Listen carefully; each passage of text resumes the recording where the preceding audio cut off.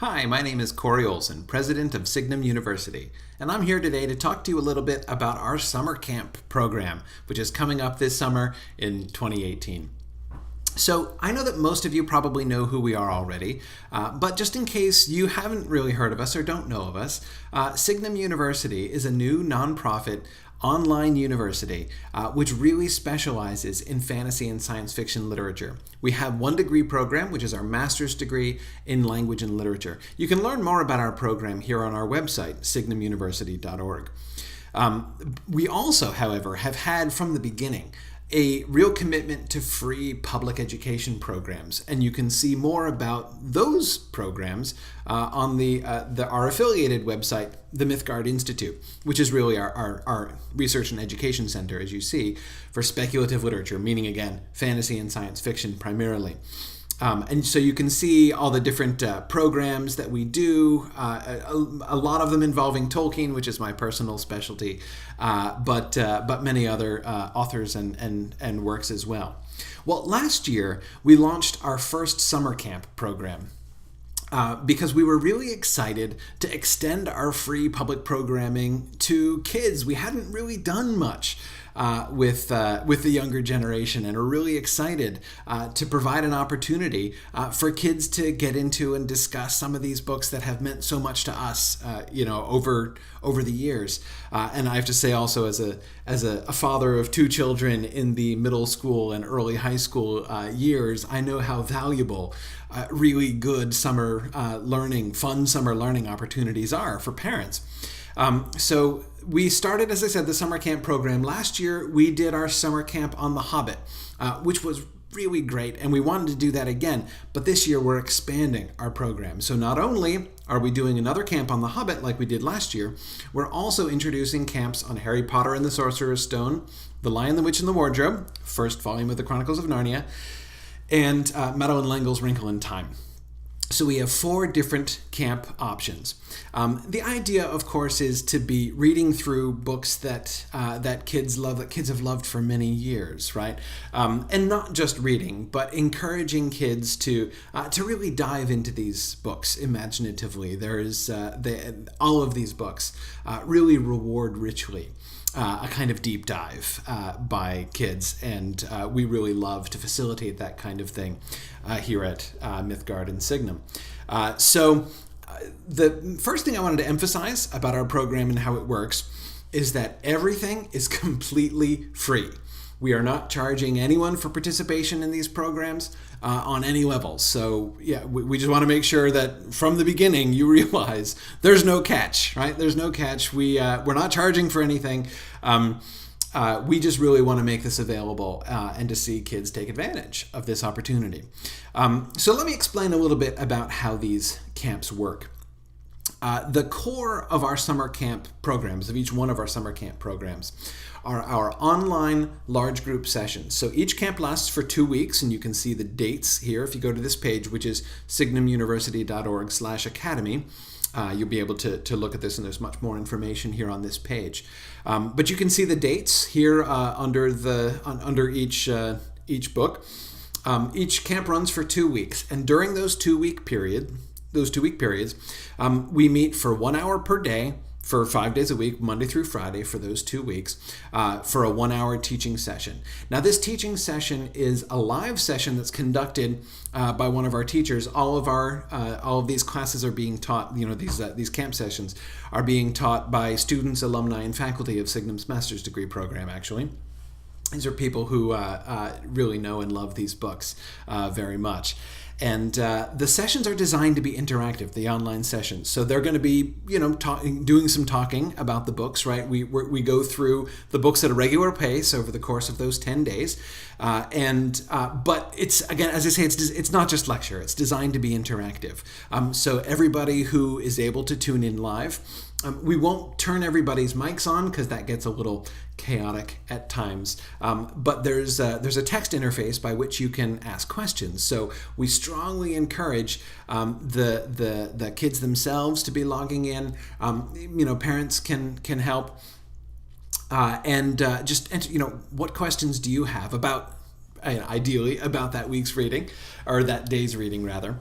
It was last year in our Hobbit camp. It was so much fun to see all the questions that the students had as we were going through the book. Really loved the opportunity for kids to be able to ask any question that comes to mind about the books, to really kind of help them to come to grips with the book in a really deep way. So anyway, that's a really fun thing. And as I say, that is really the core of each camp, are those daily online sessions for the course of the 2 weeks. Now, we've tried to schedule them at times that are possible for everybody to come to. We know we have people participating around the country and even around the world, so there are lots of different time zones involved. The time zones that the time slots rather, that we have scheduled our camp sessions for are either 1 or 2 p.m. Eastern time during those days, so that people on the West Coast, it won't be too early for them, and even people participating over in Europe will be able to participate, as it will still be hopefully before bedtime. So that's the plan, but we know that not everybody is going to be able to make every session, so all of these sessions will be recorded and posted on our YouTube channel so that you'll be able to have access to them if you can't attend at that particular time, and they'll be uploaded fairly quickly after the end of class. So you should be able to keep up even if you can't attend the regular sessions or make it live. Now, these online sessions are great fun, but we wanted also to make the camp even more immersive. The easiest thing for us would have been just to do that, right? I mean, this is the primary thing that we do. Signum really specializes in doing these kinds of interactive class sessions online, so that people from all around the world can come together and talk about this stuff and engage in these things together. But we wanted to give kids even more of an opportunity to immerse themselves in these books during the course of these 2 weeks. And so we thought it would be even more fun for the students participating to be able to get together for hands-on activities and discussions. So we're encouraging local groups to sign up. To sort of host, in a sense, a little mini chapter of our camp, whether it's a group in your home or whether it's at a public library. We're working with many public libraries who are hosting one of our little chapters. It might be a group of families, maybe, that if you've got a few people who want to get together and do this camp together. Maybe you're a homeschooler and you have a homeschool co-op group that you work with who would like to get together and do a summer camp together.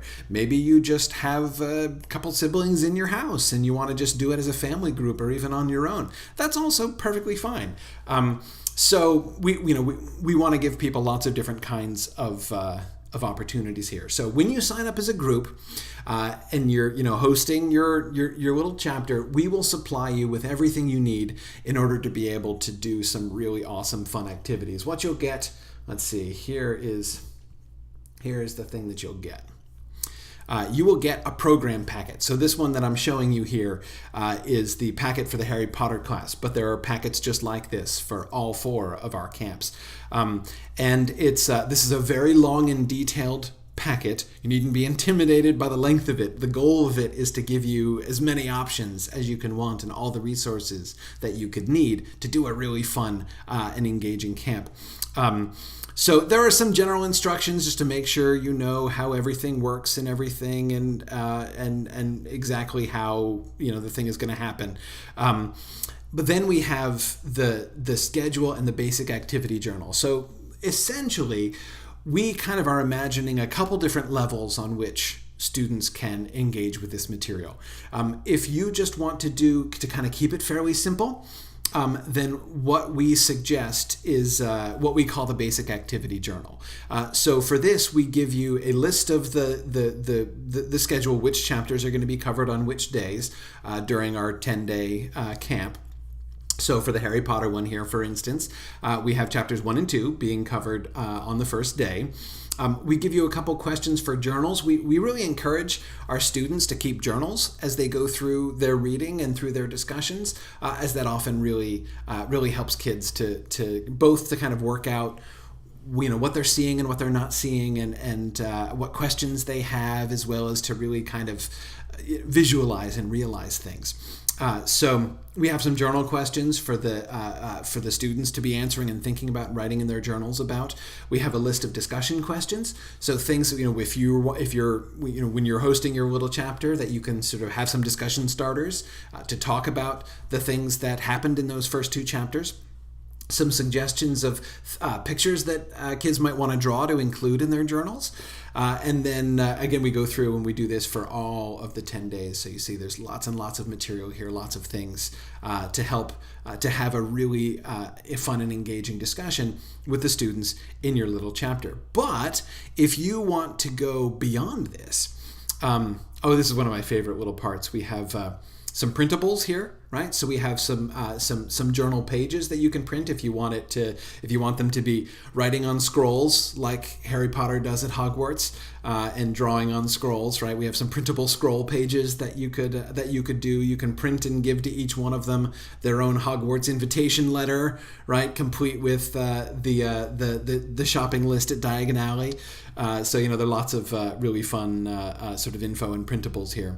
But in addition to this, we also have an entire large set, and there's a lot. It's about 30 pages of materials here, of different activities that you can do. Some bigger. These are the activities spanning the entire program. So if you want to kind of dig a little deeper and encourage kids to do a little bit more, there are a bunch of different ideas that you can draw from to have kids do. They can keep this more creative kind of diary. Have them write their own diary about imagining their time at Hogwarts with some guidelines about things that they can talk about. They can be making scenes and depicting stuff. They can be working through and making lists. They can be writing maps and writing alternative diaries and doing 3D models, and there's even instructions for brewing their own potions and stuff. There are printable galleon sickles and knuts for being able to do some imaginary shopping in Diagon Alley. There are games to be printed that they can do, sort of more physical games that they can run around and do, like pinning the tail on Dudley, which is one of my favorites in this packet, as well as sorting themselves into houses, and they can make their own Hogwarts house tie and all these different kinds of things. So there are many different games and activities and mazes and projects and things and obviously we don't expect everyone's going to do all of these things. This packet is as large as it is in order to give people as much choice as possible. We want you to know that we are supplying you with everything that you could possibly need to make this a really, really memorable experience for your kids. And you're very, very welcome to pick and choose any of these things. Some of them require additional resources, like, for some of them you've got to buy supplies and things. But there are many that you can do, on no budget whatsoever. It's really up to you to pick and choose and do not only whatever you want to do, but whatever you think is going to be most fun for your kids. So there's certainly something for everyone, and things that I think that all of the kids who are reading the books and participating in the camps will really enjoy. Now, just as you guys who are hosting your little chapters can choose, which activities you do, and how much time you spend in discussion and things like that. You also, it's flexible and up to you, sort of how often you participate as well. So, for instance, you might choose, if you've got the time and the availability for the kids to be around a lot, you could choose to do a really high impact version of this camp. So for instance, here's what a really high impact version would look like. Maybe you get together each day, during the 2 week camps. Get together today of course they have to do their reading first, right? But then after they've done their reading, you get together and you have discussion. Use those little discussion starter questions to have them talk through the chapters that you discussed. And of course, during that, many questions will come up, right, that they might want to ask the teacher. Then watch the live session together. You can put it up on a TV. They can watch it around a screen together.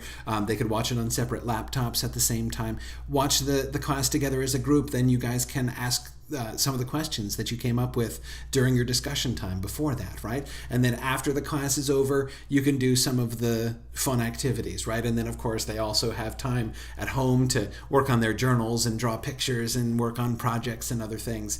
And you can end up with a really awesome, intensive 2-week immersion experience in this book. That's, as I said, that's kind of a the high impact version of this camp for kids who are really into it. And if you've got the opportunity to be able to do that much hosting, whether it's at your house or at your local library or wherever it is being physically located.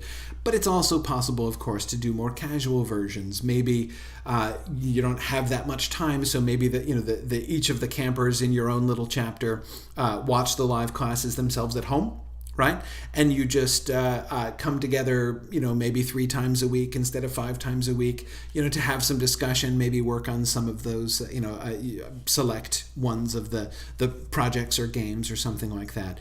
And, lots of options in between. It really, again, is flexible. We want to provide the opportunity for you to kind of get into this as much as you want to. And to do as much as you can in order to help to make this an awesome experience. But again, we fully support it, and we provide you all the materials so you don't have to make any of that stuff up. We've already provided all that for you. You're just providing the place for kids to get together, helping to facilitate games and discussions and activities and stuff like that. And then, of course, watching our online classes together. So that's the concept behind our camp program, and I hope you can see why I'm so excited about this. I love the idea of kids being able to have this kind of experience, an experience which I think can really be a life-changing experience for kids as they not only with their relationship with these particular books, but their relationship with reading in general. It's something that can be really, really transformative. Now, one question that a lot of people ask is, how is it that we can afford to do all this for free? Like, a lot of people, when they're talking with us about our camps, I can sense people, kind of being like, so where's the catch exactly, right? There's a catch here somewhere, isn't there? No, there's not a catch. It really is all for free. But the answer to the question, how can we afford to do it all for free, is we kind of can't. At least that is not, we do need some help for that. Signum is a non-profit, largely crowd-funded institution. And of course, we do accept donations from people who have participated in our free programs and really enjoy that. And certainly we would welcome any donations anyone wanted to make. If you really enjoy the program, then that's awesome. But in addition, we're also applying for grants to support our summer camps. There's been a lot of enthusiasm about this program, and I think as we move forward, we're going to be gaining more and more financial support to help us to expand this. We've got big plans for what we'd like to do as we move forward. But as you might know, especially if maybe you work at a library and have some experience with nonprofit funding and things, in order to fill out our applications for grants, we need data. They kind of insist on asking us for data, things like how many students participate in your program, and what on what level are they engaged, and like what states do they live in, and things like that. We need to be able to answer those questions in order to be able to demonstrate all of the things that we're doing with our camps, in order to convince them to help to fund us and to help us to perpetuate and expand our program. So the way that we run these camps, we're kind of putting our stuff out there and, making everything available. But without your help, we don't know who's participating. And we're not going to really have enough information to be able to show, granting body, fund granting bodies what we're really accomplishing. So here is if there's a catch, this is the one catch. That is the one thing that we do need, the primary way that you can help us. Is just to fill in our forms, just to give us some information, some basic information about who's participating and how, right? So there are 2 primary forms that we have for this. One is our Academy Camp Summer Registration. You can find links to this form on this page. That's where this page, this Register Your Group link goes to, is to the Academy Summer Camp registration page. So if you want to host a group, if you're doing again any of those kinds, whether you're working with a public library, whether you're working as a homeschool co-op or just in private families, just tell us some basic information about where you're located and contact information and stuff, which camps you're going to do, and it's just a very simple form. Once you do this, then we will kind of have you on our list, and we'll be in touch with you to make sure that you get everything that you need. We'll send you the program packet and set you up for everything that you need to happen. Then in addition, we do have what we call the family registration and permission form. The first one, this one is for the whole group, right? Just to register your group as wanting to participate.